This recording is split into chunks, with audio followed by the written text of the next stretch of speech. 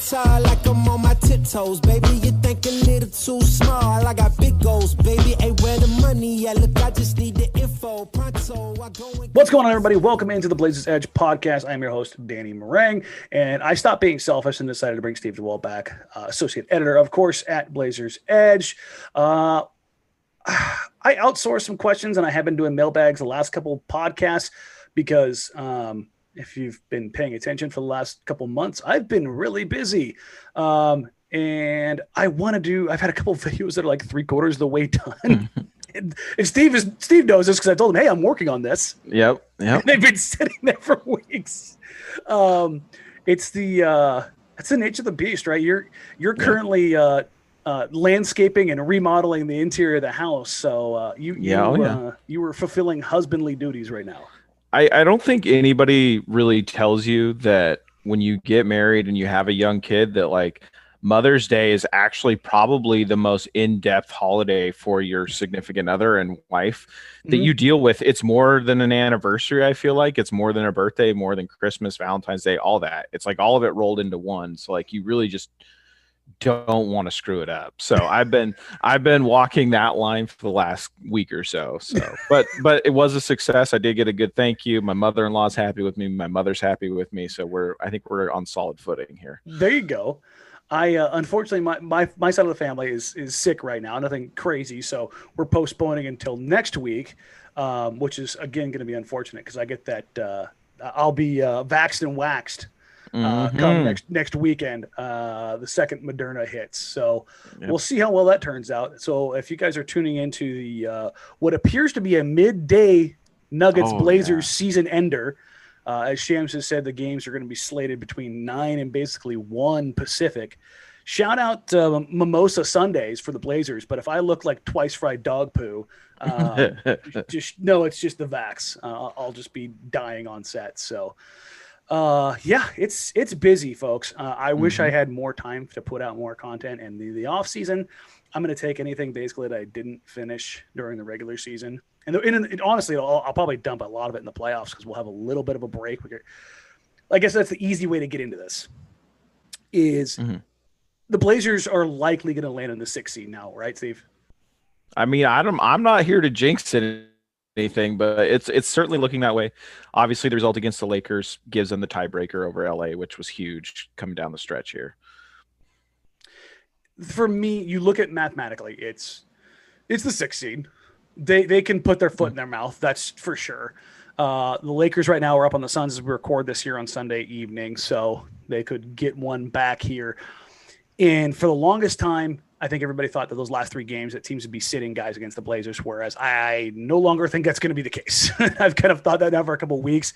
I don't think the 1, 2, 3 is going to be tied up, and so you're going to have Utah, Phoenix, and Denver all fighting for seeding possibilities. Who wants to avoid maybe that 1 seed? You might have a team that wants to avoid the 1 seed because you may be playing the Lakers or the Warriors coming out of that bracket. And even if you're not quote unquote afraid of them, I think you probably want to avoid those teams in a sense of they've got guys that can kill you. I mean, they've got guys who can just absolutely smoke you. Do you think any of those teams are actively avoiding trying to stay away from that kind of play-in matchup? I think so. I think the Clippers are probably the only team that is basically bring it on. Which is insane to think about. Yeah, exactly. It's a turnaround from last year, kind of what they're all full collapse last year.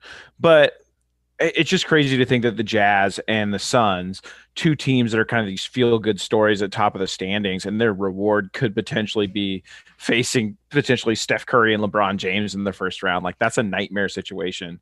What I do hope for is as we enter maybe that last game, I'd love to see Denver try to get cute with it in the standings, because the last time they did that, as we all remember, absolutely blew up in their face, and the Blazers beat them on their way to the Western Conference Finals.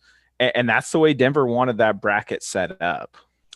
Speaking of winning the bracket to be set up a certain way, Portland's not in a position to pick favorites. They're gonna be the underdog no matter what matchup they go into. However, you want Denver, right? Yeah. Okay. logically, yes, I want Denver. I think that's the most likelihood of success for the Blazers. You look at the matchup there. Jusuf Nurkic is one of the few centers in this league that can actually, on paper, match up with Jokic. And he did play Jokic incredibly well in the last matchup, regardless of box score. Jokic, I mean, especially in that fourth quarter, was just on another level. And Nurk made him work for everything. And I'm the first guy to kind of tamp down on the Nurk Jokic stuff, but I think that'd be a hell of a playoff matchup. And selfishly, though, I will say this: I kind of want to see the Clippers. I've been. You really love that SEO, don't you? Yeah. Well, I've been blowing through Ben Golliver's Bubble Ball, which has been one of my favorite sports reads I've had in a long time. And you reread those sections about what idiots the Clippers were at the end of that game, and Ben goes in depth on that too, which is great. It's a little bit of pettiness that Ben still holds at being a Blazers guy. Don't get it twisted, guys. Yeah. Ben is still through and through a Blazer guy, no matter how much he tells you he's not.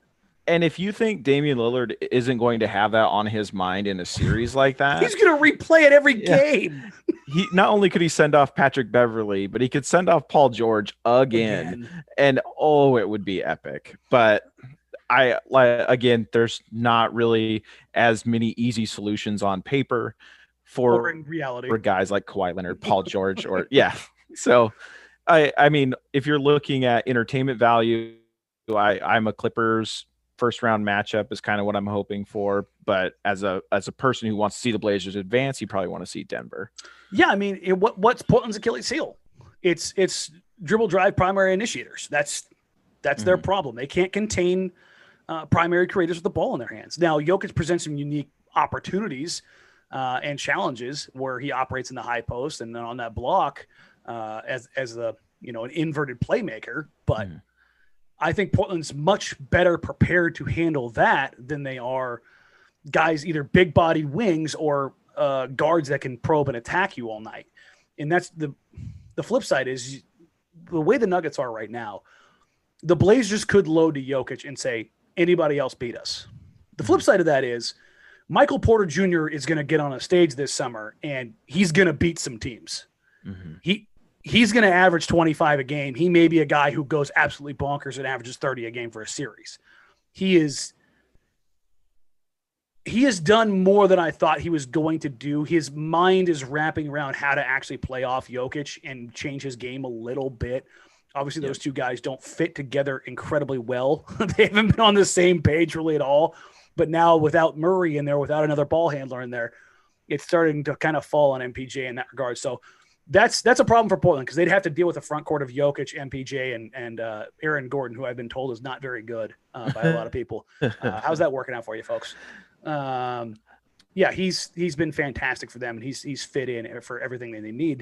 They've got multiple guys that can handle big-bodied wings now. So, unfortunately for them, and I do say this unfortunately because I genuinely think if they were fully healthy, they would be a title contender. And it would have been cool to have not necessarily Denver, but to have a different narrative of outside of the LA teams. I think that would have been a cool story. Now, I still have the Suns as my dark horse finals pick.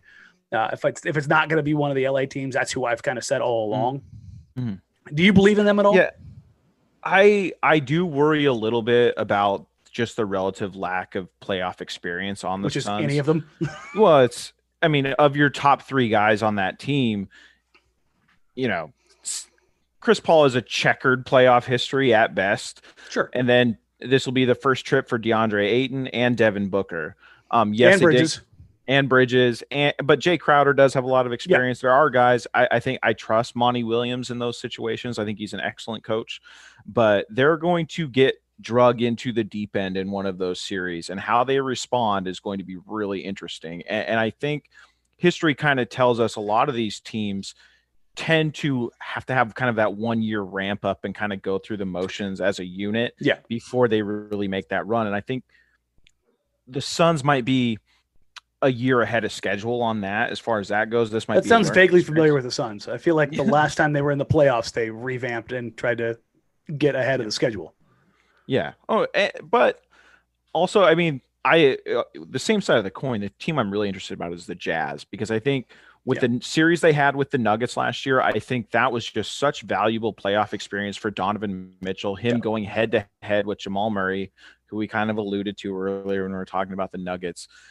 I think that team is ready to really make some noise in the postseason. And I think there's a lot of matchups that kind of go their way.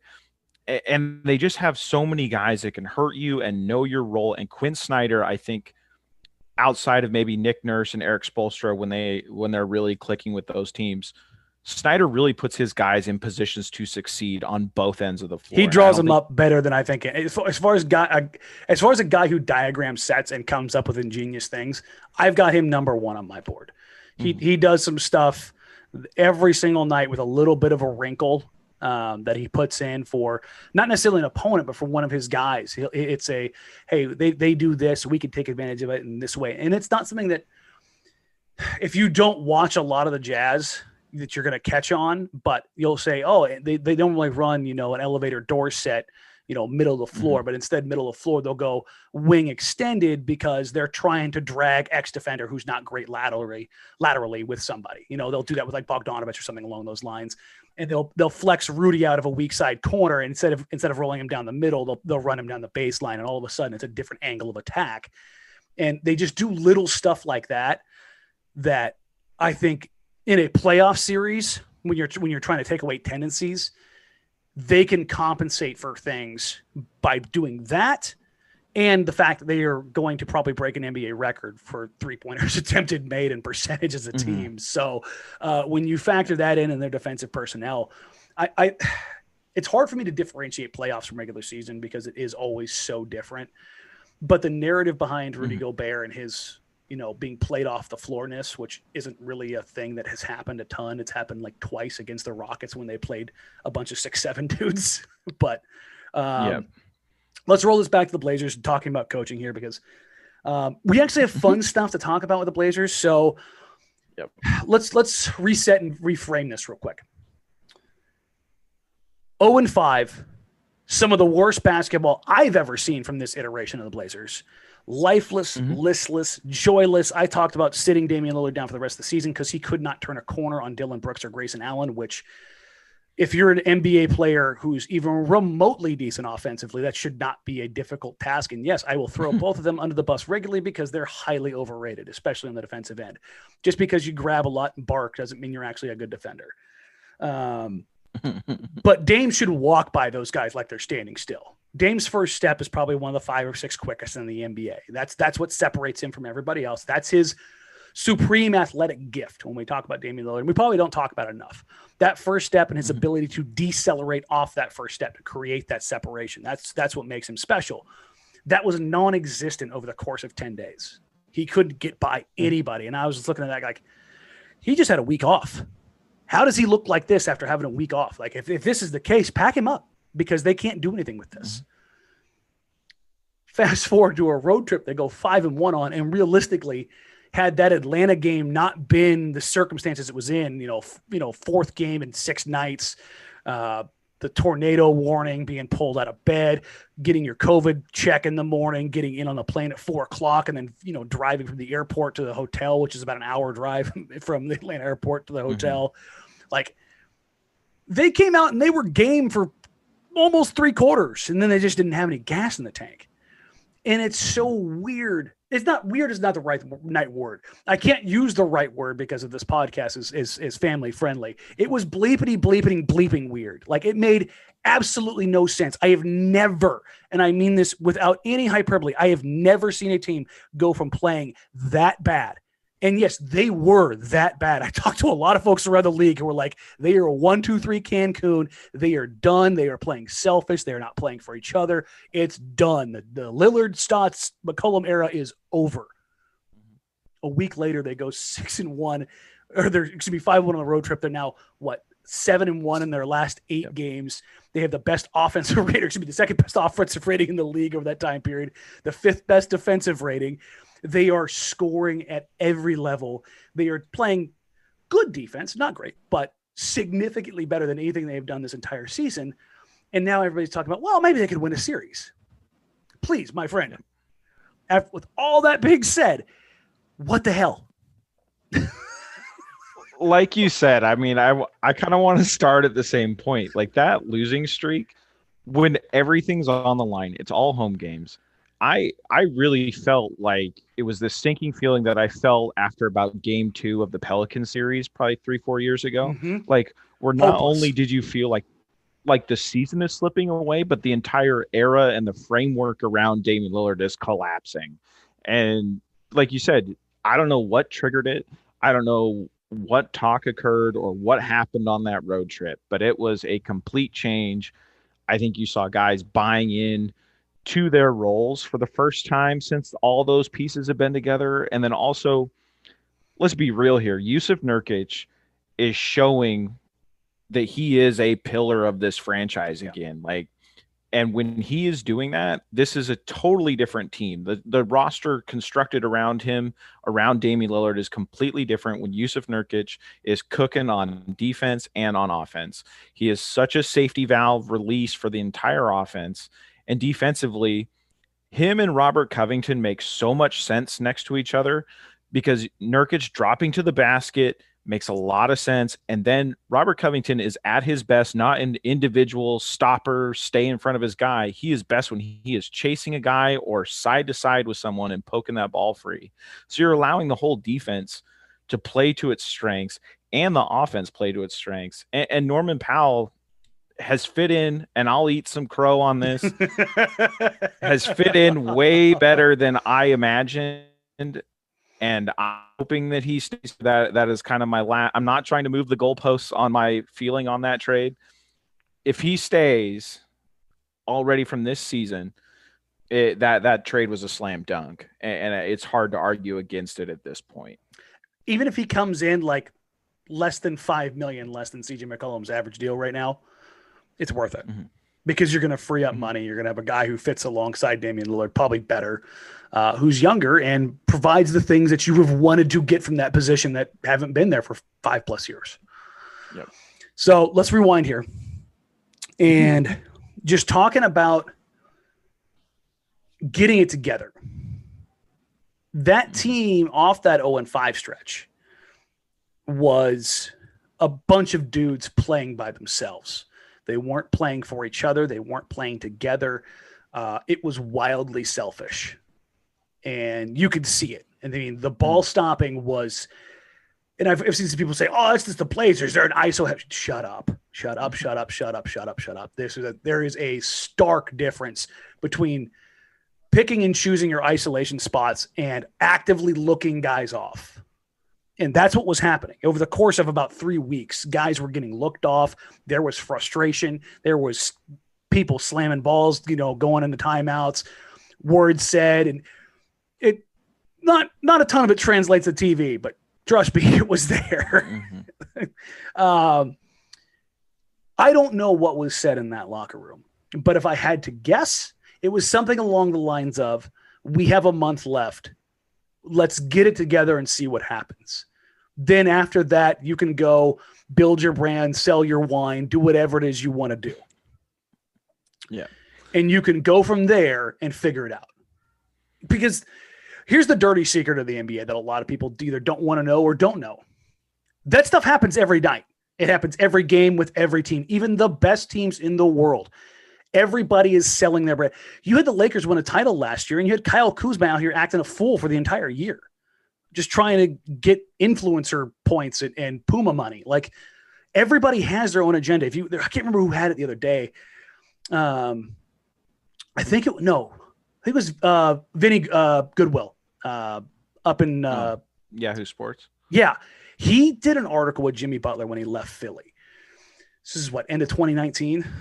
Where the reason why Jimmy said he left Philly was, wait for it, not everybody there was invested in winning a title. Why? Because you had young Ben Simmons.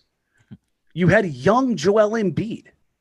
And there's egos and there's cachet and there's pecking order. And everybody thinks that everybody just goes out to play basketball just to play basketball and to win. No. These guys look at it as a monetary, brand-building, ego-serving situation. Even the most humble guy does that. Steph Curry does it.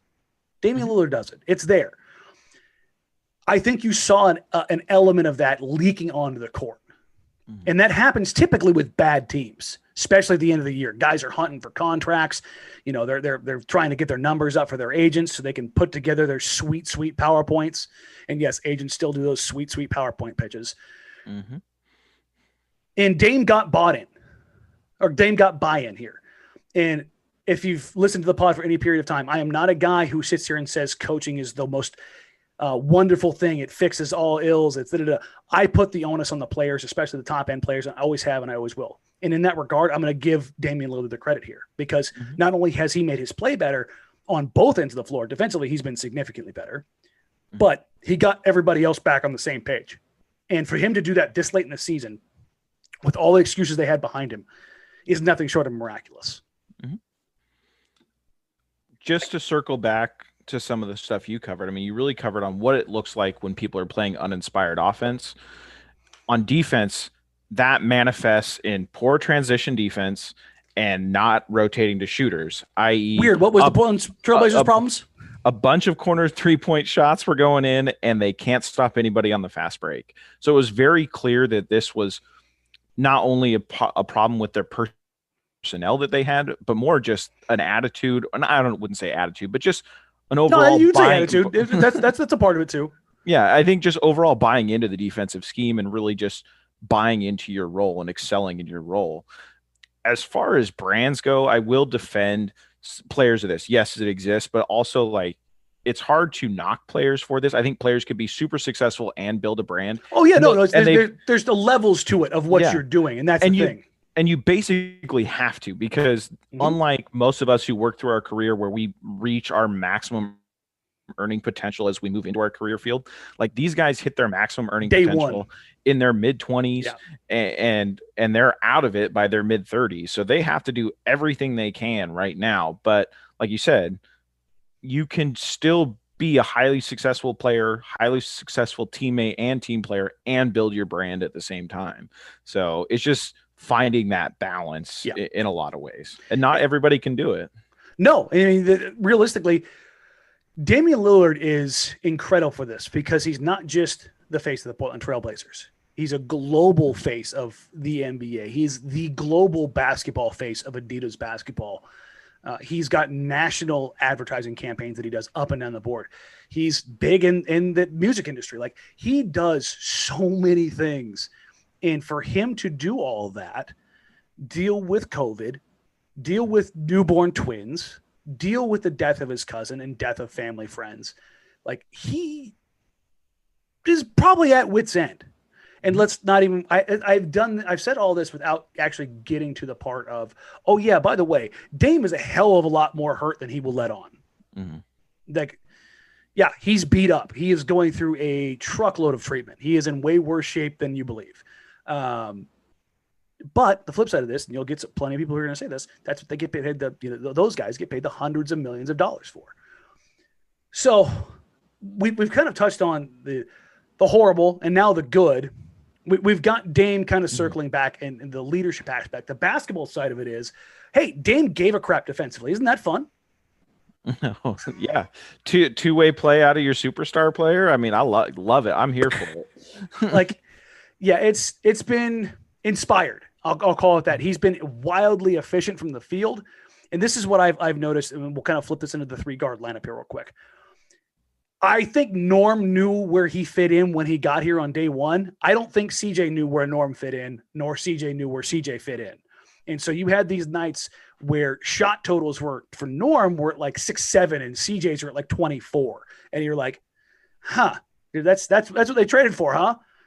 And then you had these nights where Norm had 22 and CJ had like 11. And you're like, we're still not there yet.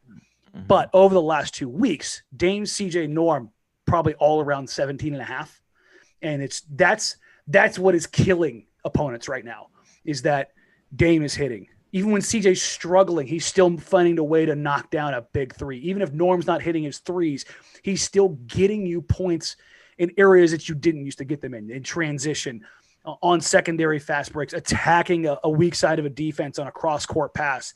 Like, the things that we've all wanted to see from a Portland, quote-unquote, I'm doing air quotes here, a quote-unquote 3 from Portland, being able to catch the ball and attack off the bounce. Like, you see what Norm does and finishes with an incredible percentage. It's like, oh, right, that's what the Blazers have missed. And with the pressure that puts on opponents with how well Portland has been scoring, and the fact that they're no longer reliant on, I put the magic number at 16 and a half threes. Basically, if they hit 17 threes, they have like a 90% chance of winning the game. It's just how it's worked out. Now you've got a guy who generates free throws, who gets you fast break points, who gets you extra points in the paint. So when that 3-point well runs dry, you can manufacture points in the half court. You can get cheap opportunities in transition. Meanwhile, Jusuf Nurkic discovered, hey, if I go up strong with a shot, it'll go in, shockingly. So now you're getting these higher efficiency points that give them more leeway. So they're no longer having to scrape and claw possession after possession because their shooting goes cold. They can manufacture these points in the half court. They can manufacture points in transition. They can run pick and roll. It's effective. That gets more guys involved. And with those three guards attacking from literally three different levels on the floor, now your defense, because the opponent is pulling the bucket or the ball out of the bucket over and over again, it's amazing what happens when you can set your defense consistently. Mm-hmm. And just to touch on CJ, yes, the shot isn't always going in, but and when Norm isn't clicking necessarily all the time, which we haven't seen a lot of from Norm, but those guys have gravity wherever they are. Yes. And that's just not something that Portland has had the benefit of. And then also it just kind of, you can see it get into the heads of defenders. And really you see it more in the regular season where it's tight turnarounds. Your scouting reports aren't as long compared to the postseason. And you see it manifest in different ways. Like, for instance, yesterday against the Spurs, I don't know who closed out on Hollis Jefferson, but they ran him off the 3-point line. Like, Hollis Jefferson will gladly get run off the 3-point line every night, and he went right downhill and hit a lay-in. So you're seeing it just play in not only into the 3-guard lineup strengths, but it's really benefiting everybody up and down the roster and opening things up for Robert Covington, Jusuf Nurkic, and his Cantor. Like, everybody, the whole offense is just clicking and moving in a way that it hasn't so far this season. And it's really for the Blazers, who have hovered around or inside the top 5 all season. It's impressive that they have found this other gear. And like you said, it's translating to defense just by, like you said, it's always starting from a dead ball, which, granted, the Blazers haven't been able to stop that all the time, but they are doing a better job of stopping it. I saw John Morant take a ball out of the hoop the other day, the homestand, and then get down the court and dunk in less than 4 seconds. Mm-hmm. So, yeah, I've seen pretty crappy defense for most of the season. We got a couple questions in here that I got earlier from Twitter. Excuse me. Let's get through some of these because I feel like they're going to touch in on. I think we got most of the stuff that I want to talk about out of the way, but it wasn't wrapped up in these questions. I'm going to do it this way. A couple people asked about Derrick Jones Jr. So, one word, DJJ. Does DJ get any playoff minutes? What happened to DJ? Yeah, let's do the overarching Derrick Jones Jr. conversation here. He's out of the rotation. That's where we're at. He was nicked up a little bit, and then he fell out of the rotation. The same thing happened last year in Miami. It's unfortunate. He doesn't fit what Stotts wants to do. His inability to shoot has been an issue, and he's going a different way. And I've seen some people say, well, why doesn't he get garbage time minutes? Well, he's on a contract with an option year and not another year on behind that. He's not going to go out there and get injured in garbage time minutes. He's beyond that. That's kind of a veteran respect level thing. Playoff minutes, I don't know. Maybe there's a matchup that, let's say they get the Jazz somehow, some way. They get the Jazz in the playoffs. And you want to put Derrick Jones Jr. in because you've got to handle multiple primary initiators. You've got Mike Conley, you've got Donovan Mitchell, you've got Joe Ingles, you've got Bogdanovich. So you've got 4 guys of varying sizes, lengths, skill sets. Putting Derrick Jones Jr. on ball on a primary initiator is not a bad idea. But will they use him? I don't know. I mean, what do you think, Steve? Is there anything you can add to this? Well, I think it's kind of telling. I mean, coming off a game where Carmelo Anthony doesn't play, those minutes aren't filled by Derrick Jones Jr. They're instead filled by Hollis Jefferson. So, like you said, he's clearly out of the rotation. I think there was some potential for his role to work in Portland, but early on, but it just hasn't broken that way. Matured, down this season. And now it's kind of, you don't want to really mess with kind of the 8-man rotation that Portland has put together here. And I don't know if you want to risk it by trying to reintegrate Derek Jones Jr. And really, if you're Derek Jones Jr., I don't know if you want to jeopardize anything, like you said, injury or putting more bad film out there. Like, I don't know if you really want to risk that when he is going to have a very heavy decision once this season concludes on whether or not to pick up that option or to decline it and search for either more guaranteed years or a better situation to where he feels like he can get to that contract with more guaranteed years. But for everybody out there wondering whether or not it's something else, as far as I understand it, no. So take that for what it's worth. And you hit on here the 8-man rotation. How long can we sustain this 8-man rotation in the playoffs? What matchup would be best in the first round? We kind of already hit the matchup thing. We're both in agreement that the best possible matchup for Blazers' success is the Nuggets, right? Yes. Begrudgingly, yes. but I still want the Clippers. No, trust me, I get it. But I mean, if we're talking about the Blazers winning, I mean, the likelihood for success definitely, I think, falls with the Nuggets. And it's not a slight to the Nuggets by any means. It's they don't have a backcourt. Like that's where they are at right now. So if they don't have a backcourt and you have Dame, CJ, Norm, it's what's the way you want to go. But as far as the 8-man rotation, I mean, it's probably like 8.5, right? Yep. You might get some Nas minutes in there. Like I think that's about as far as we go at this point. If DJ's not going to be in at all. So maybe you get a Rondae Hollis Jefferson, but I think the 8-man is kind of the 8-man, which I think if you had told me this, 3 months ago, I wouldn't have believed you. But that kind of leads me in the next question here from at TWhite273. Do you think Simons will get playoff minutes? If so, how much? Steve, how many minutes does Simons get? I think maybe slightly. So he's basically been a steady 20-minute per deal, like 20 minutes basically for the last month or so, just roughly recalling his game logs. I think he's probably going to be just a little under that, but I think he's still going to be the second most minutes off the bench, which is saying something. I do wonder what his role will look like, because obviously in the playoffs, Portland is never going to play a rotation that doesn't have at least 2 of the following 3 players, which is Damian Lillard, CJ McCollum, and Norman Powell. So it'll be interesting to see where Ant lines up with those 3, if it's just a seamless transition into another 3-guard lineup or not. But I think he's definitely playing. I think the strides he's made on defense, which I think that Lakers game was good for him, because that is a taste of what the postseason is going to be like. And there was clear segments of that game where the Lakers were clearly hunting him on defense. And that's something that he can take, look at the film, and is a hard worker off the floor, on the floor. And we've seen him progress throughout his career. And I think that came at the perfect time heading into the postseason. And I think he'll learn from it, draw from it. And I think he's in for potentially really kind of fulfilling that spark plug role in the postseason, hopefully. Yeah, I think we're in agreement there. I just wanted to pull up, I thought I had his counting stats up, but over the last 8 games, and this isn't like earth-shattering stuff, but Ant's playing 22 a night. He's giving you 9 points. He's shooting 45 from the floor, 46 from 3. He's shooting 100% from the free throw line, but it's a limited attempts. But he's giving you 3 rebounds and 2 assists, and then half a steal and a half a block. Which, look, I mean, Seth Curry turned that level of production on the Western Conference Finals run into a very lucrative contract with the Mavericks. Like, there's a clear niche for that role on this team. Yeah, and here's the thing. Anthony Simons, and before anybody else goes crazy, he has trade value, you psychopaths. Swear to God, I see one more of you guys say that without joking, but I'll lose my mind. He's a guy who can legitimately take over not just a quarter, but a game.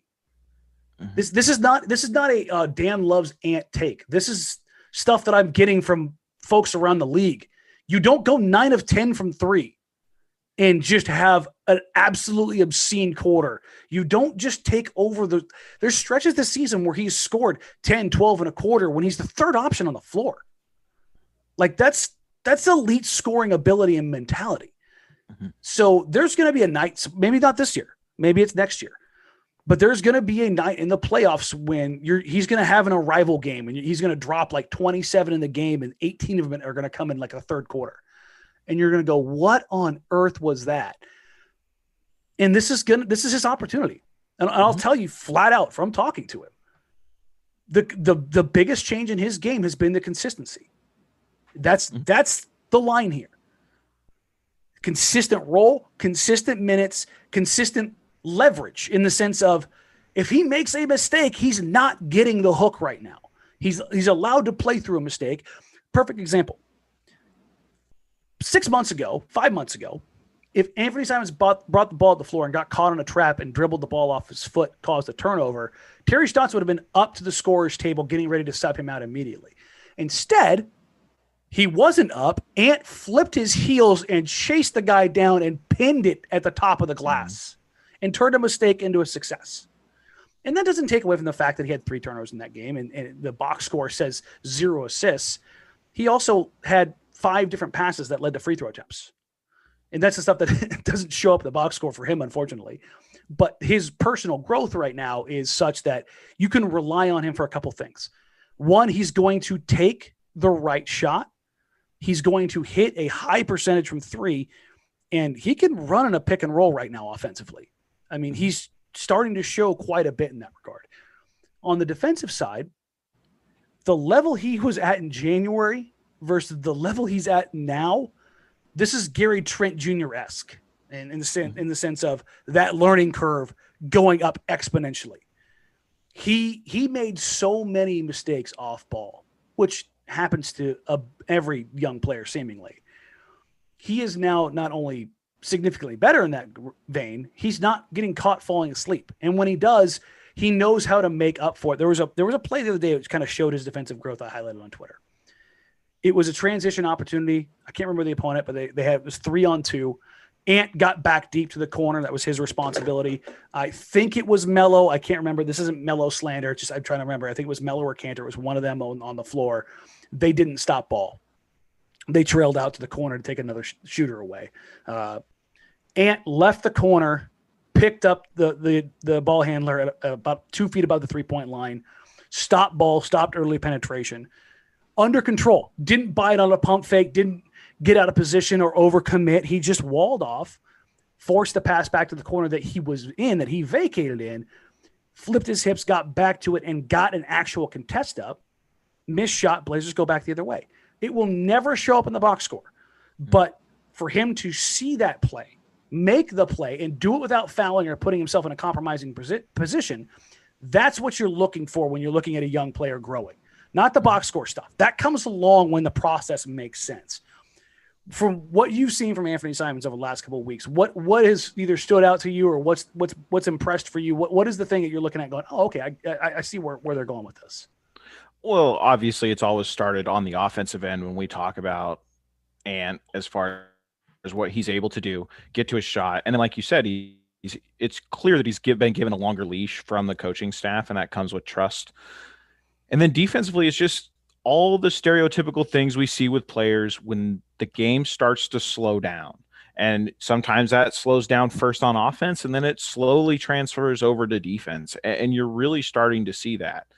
The other thing I'm curious about, and we'd have to ask him, is I think just outside looking in, I think it's been really helpful to see a guy like Norman Powell come onto this team where Ant has basically looked up to CJ McCollum, Damian Lillard throughout his career. And now he gets Norman Powell, who is a true two-way player, gets it done at both ends, is a true 3-level scorer, similar to what Ant can do.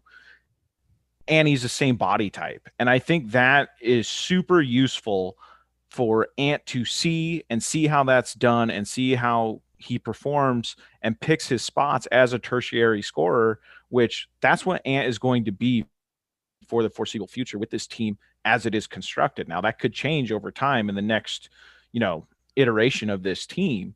But for right now, that's the role he's got to hit. And to have just the prime example in a guy like Norman Powell, I think is super useful for all the young players on this team. And that goes for CJ Ellaby at the end of the bench to Anthony Simons, who's getting minutes now. Like I think he's trending in the right direction. And also, last year we're sitting here talking when Ant kind of gets off to that hot start. We're both saying, there is always that point where players start to show up on the scouting report and teams start to take away what you like to do or zero in on your weaknesses on defense. And Ant has clearly shown that he is aware of that. He's addressed some of those issues, and he's moving forward from it. And that's separates the players that develop and get a second contract in this league. Guys who can do that usually end up carving out a 10-year career if they can get over that initial hump. Yeah, if you can give yourself a quality that, regardless of your scouting report, you can deliver on, that's how you make success in the NBA if you're not a star. And I still think that there's a potential for him to be a no BS 20 a game scorer. You and I have talked about this.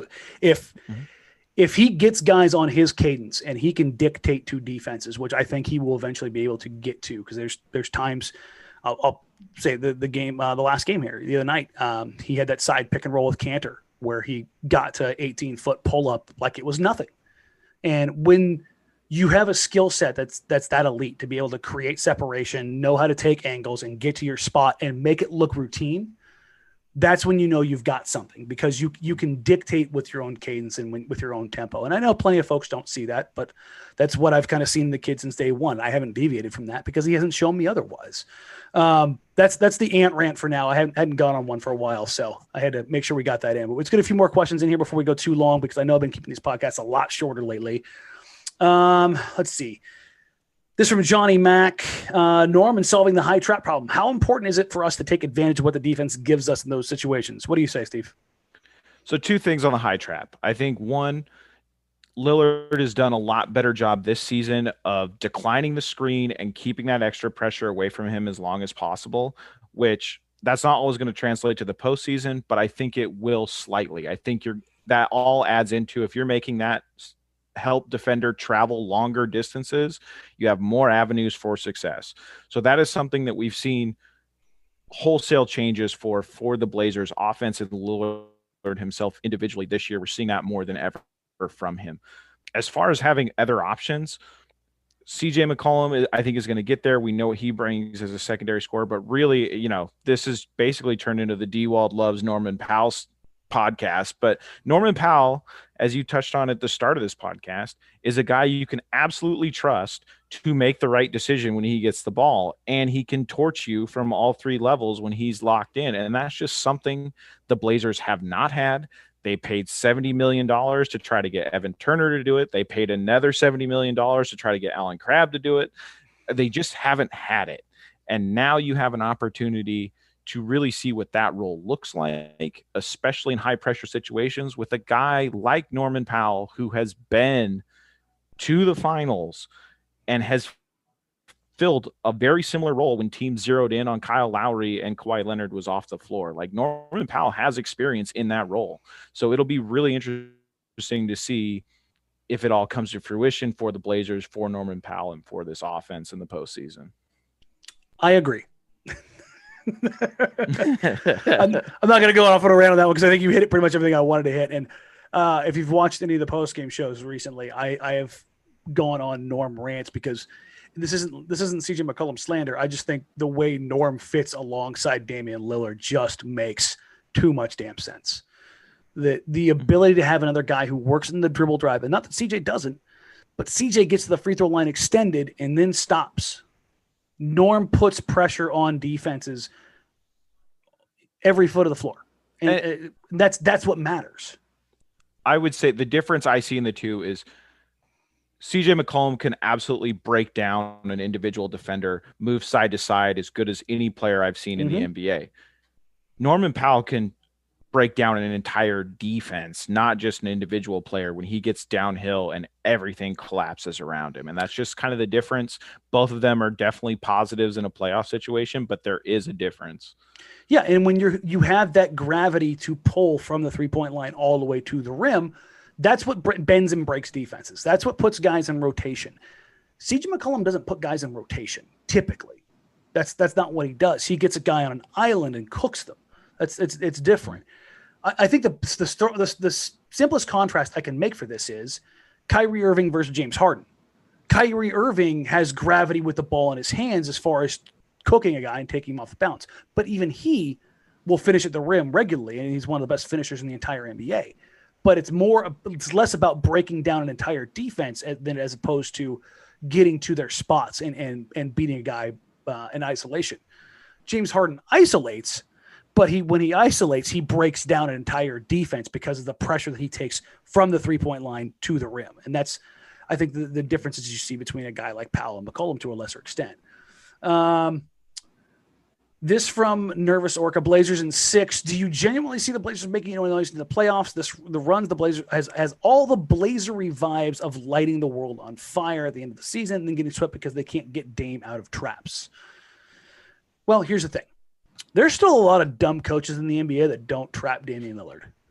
So Denver's not one of them. Mike Malone will unabashedly trap the Blazers. They will trap Damian Lillard and they will say, CJ and Norm, go ahead and beat us.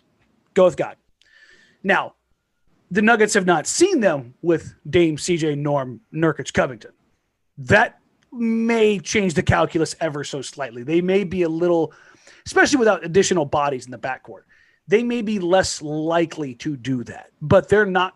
If Dame gets on one in game one, you will not. They will sell out. They will take the ball out of Damian Lillard's hand. They have played that game before and lost. It's just why they just did what they did in 2019, which was to say CJ beat us, and CJ beat him. That's what ended up happening. And I think they don't want to lose, but I think they're okay with that being the way it went. But as far as making real noise, I've seen a lot of people say, well, in 2019 that, they didn't want to play the Thunder because they were, undefeated, they're winless against the Thunder, but look what they did. Well, you can't plan on everybody having Scott Brooks as your coach. I mean, for all of the they beat the Thunder and the big shot and all that kind of stuff, Paul George eviscerated them. He absolutely crushed Portland. Go back and look at Paul George's box scores in those games. It is unbelievable. Now, I'm the first guy to throw Paul George on the bus because he's corny as hell, but Russell Westbrook and Scott Brooks lost that game for that team. Excuse me, that's Scott Brooks. I'm so stuck on Scott Brooks. Billy Donovan. Being stuck on that team. But I don't know what the hell Donovan was thinking. None, no idea whatsoever. Letting Russell Westbrook try to guard Damian Lillard for 45 feet over and over and over again is a recipe for disaster. Now, the Jazz will probably play drop coverage on the Blazers. I don't think the Suns would. The Clippers are going to mix stuff up, and when they trap, their trapping is going to be a combination of Paul George, Kawhi Leonard, Patrick Beverly, Serge Ibaka, and Nick Batum. Good luck. Mm-hmm. Good luck. That's just kind of think of when you get in that matchup. So, as far as making noise, it's hard for me to buy into that. I just, as much as everyone say, well, they're playing really well right now. Cool. Are they playing playoff basketball? No. And until I see them playing playoff basketball and actually being effective on both ends of the floor, I'm more likely to believe the 60-plus games of evidence that I have that they aren't great at dictating terms than I am the 15 games of tape that says that they're better than what they've been the rest of the season. And even then, I take it all with a grain of salt. Mm-hmm. You? I'm kind of in the same boat. I tend to want to believe the long lead up into this recent run of success because I have been a sucker for late season pushes in the past. We've seen this show before. I will say this. There are some things that could potentially play into the Blazers' favor as far as the pace slowing down in the playoffs. Mm-hmm. If you get the Blazers where they don't have to play transition defense, I like those chances. I like your half court offense against our half court offense. Like I love that type of matchup for the Blazers. That said, there's still a lot of question of when you play a team that has an elite wing or a wing that can get buckets, what are you going to do for to guard that guy night in, night out, especially if there's multiple options. Norman Powell has shown that he can do it, but if they focus it and try to grind him down for a whole series, who knows what happens there? Who knows how the fouls get called in that series? And you only have one Robert Covington on your team, and he's really kind of your only big-bodied forward. And really, it's a disservice to him and what he does on defense to expect him to be this one-on-one lockdown defender, because that's just not his game. I mean, he can do it better than any other forward on the Blazers roster right now, but that's not really what his strength is.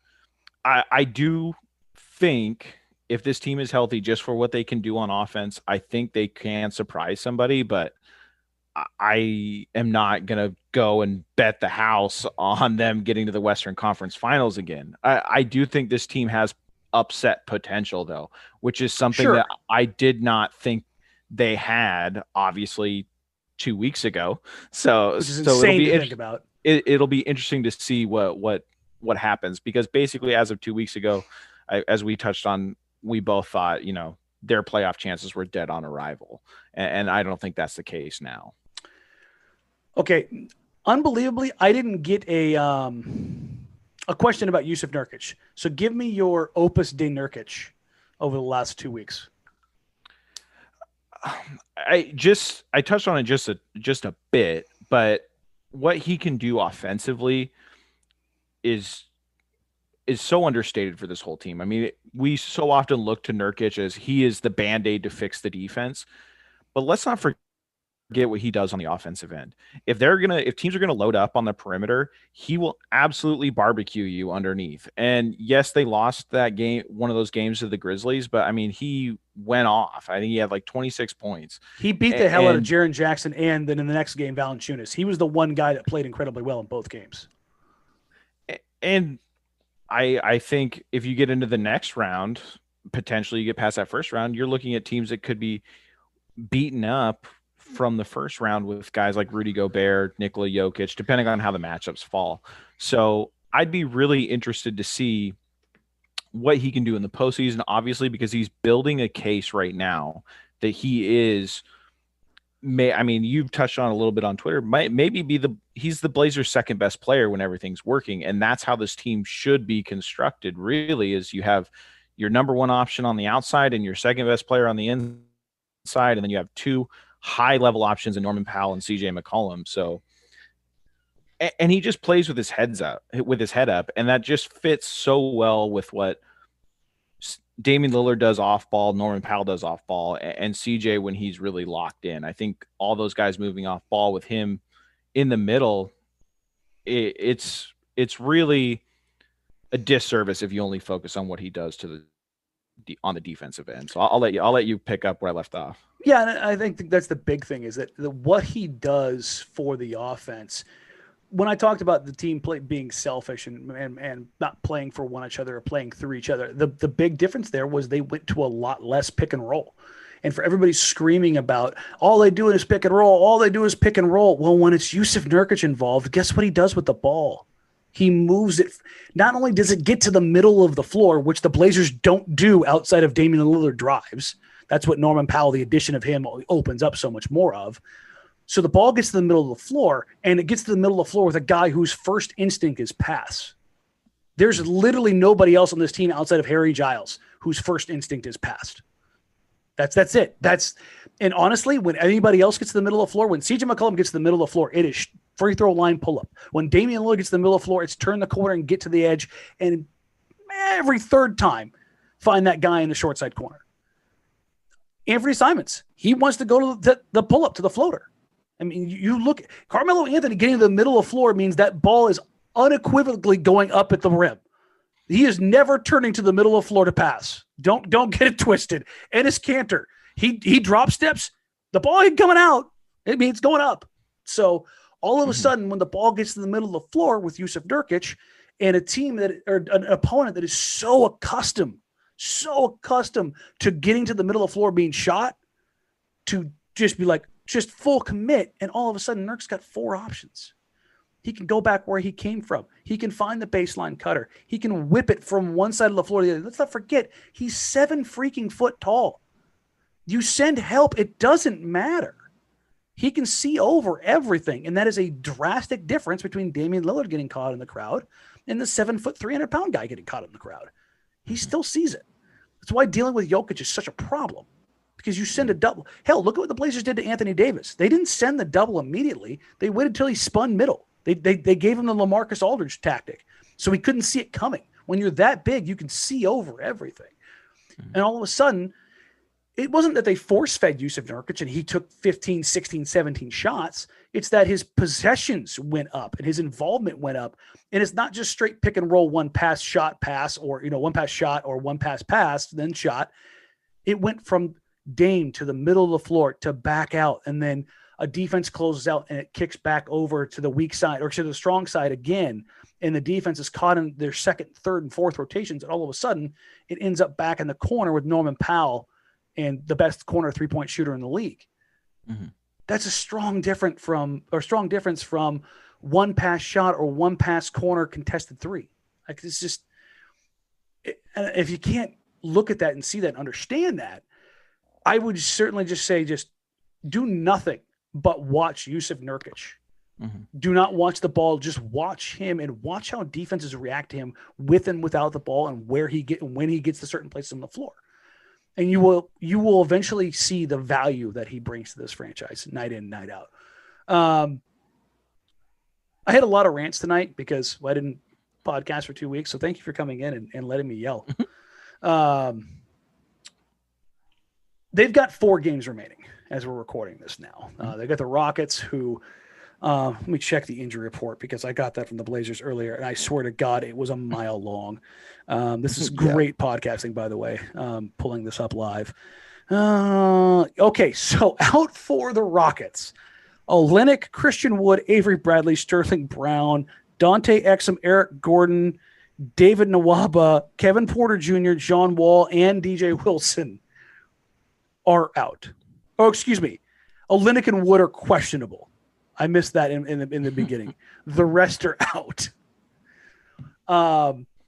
They got 4 games remaining, Steve, including one against the Kets. I'm not going to call them the Rockets. They're missing a few. What do the Blazers do here down the stretch? Are they going to win enough to move up to 5? It's going to be such a crazy test for them. Obviously, tomorrow should be a win against the Rockets today when you're hearing this. The Jazz and the Suns are going to be I think those are going to be super tough games, because I think both those teams, as we touched on, have a vested interest not to see the Lakers in the play-in. They don't want to see that Lakers squad come out of the play-in and face either one of them in the opening round. So I think they're going to really give it to the Blazers, and that might be the last real meaningful game that you see either of those squads play down the stretch. And then I think they put it on ice after that Blazers game. So if they can beat those 2 teams, I think you have to feel really good about what the Blazers are doing this season. And then who knows what the Nuggets game could look like, or what playoff posturing could look like in that matchup. Mike Malone and Terry Stotts are going to have some fun. That's what's going to happen. Yeah. So who plays which role? And really, this for spoiler. And really, just the weird timing of that game, like we talked about earlier, just having that be that early in the day on the weekend is going to be. It has a potential to be a really awkward game, I think. Could be a real messy game. It's going to be a weird day because every team is playing 15 games all Sunday. It's like the NCAA tournament. It's going to be fun. Thanks for hopping on, man. I want to keep you much longer than that. We'll go ahead and wrap up there. Go ahead and plug anything you got coming up, anything you're working on, and then we'll get out of here. As always, you can find me at Blazers Edge. I'll be picking up a lot more work as we head into the playoffs as far as really big game recaps. We usually go all out when we hit the postseason. I randomly got off my laziness and did a feature today. So talked about what Hollis Jefferson's been able to do next to Enes Kanter. Yes, it's a very small sample size, but it's worth checking out. Just kind of worth looking at. It's something different. Retool their something you can do differently with the lineup heading down the stretch. And then obviously after you listen to this and you're not sick of my voice, I've launched a new podcast called the Church of Roy podcast. You can follow us at Church of Roy Pod. You can find us wherever you download podcasts. We're just getting off the ground there. So I would be very grateful if you stop by and listen. And as always, I appreciate being able to jump on here and talk to you, Dan, because without me getting my sea legs on these podcasts, I'm not starting another one. So I do appreciate it, man. No, for sure, brother. Again, folks, make sure you follow Steve and go check out his new podcast. There's always, and Steve comes on here and he plays nice with me because he doesn't want to rile me up too much because I do enough riling up in the Slack channel and on TV and on the radio. But if you want, I think I can say this pretty clearly. Steve and I see eye to eye on a lot of stuff, but the stuff that we don't see eye to eye on, it is wildly different. But that's what makes this kind of stuff cool is that I can bring him on. And even though right now I think we're after basically, 5 years of seeing the same things. I think that I can put it this way. You have come much closer to the dark side of agreeing with me on a lot more things than you did 2-3 years ago. Yep. Yeah. And like you said, I think we're so close in so many ways that when we are different on something, it is such a flashpoint of just debate that it's like people will go, oh my God, the Slack channel is going off. And I love it. It's always, we both are very passionate about this team, what we do and how we cover the league.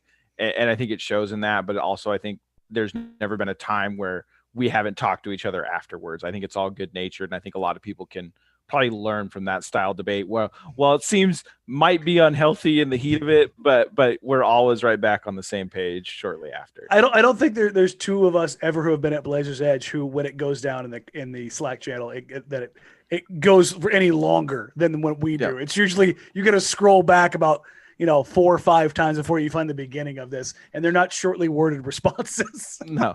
And usually you'll get the Dave Deckard response where it's like, put it in an article, stop doing it here. No. That's 100%.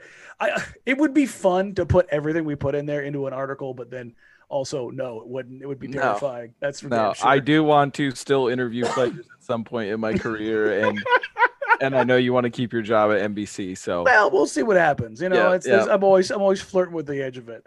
And again, folks, make sure you go follow Steve. Thank you all for listening.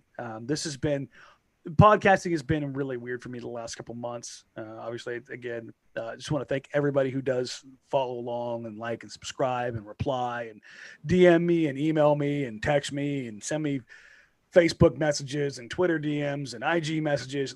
Seriously, I don't think there's ever been anybody I've ever ignored. Not openly. If to a fault that there's been no one that you've ever ignored. Yeah, no, seriously, because I genuinely want to talk to people and I want to get your feedback, even if I think you're the dumbest person on the face of the planet. And there are people out there, I do think that about you 100%. But that's just the way I'm wired. But at the same time, I want the engagement of and not necessarily Twitter numbers. I'm just talking about this team.